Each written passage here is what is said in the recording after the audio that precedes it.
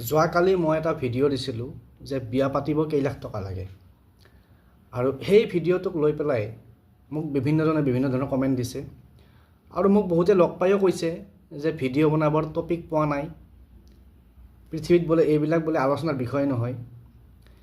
এতিয়া সেইকাৰণে মই যিসকল ল'ৰা ছোৱালীৰ বিয়া হোৱা নাই তেওঁলোকক এটা উপদেশ দিব বিচাৰিছোঁ।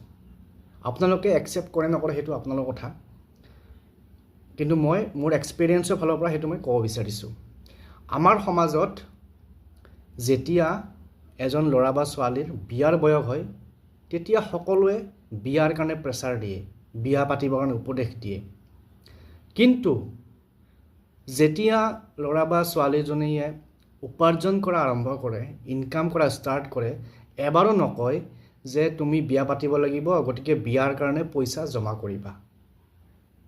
আপোনালোকে কমেণ্ট কৰি জনাব এই কথাটো হয়নে নহয়, নে মই মিছা কৈছোঁ, নে মই কোৱাটো ইৰিলেভেণ্ট। গতিকে সকলোকে মই অনুৰোধ কৰিম যে যিসকলে ইনকাম কৰা ষ্টাৰ্ট কৰিছে নিজৰ বিয়াৰ কাৰণে মাহিলী অলপ হ'লেও পইচা জমা কৰিব। নহ'লে আপোনাৰ বিয়াৰ টাইমত হয় আপোনাৰ ঘৰৰ মানুহ কষ্ট হ'ব, নহ'লে আপোনাৰ কষ্ট হ'ব। গতিকে বিয়া পতাৰ কেইবছৰমান আগৰ পৰাই এই প্লেনিংটো কৰিব। Thank U.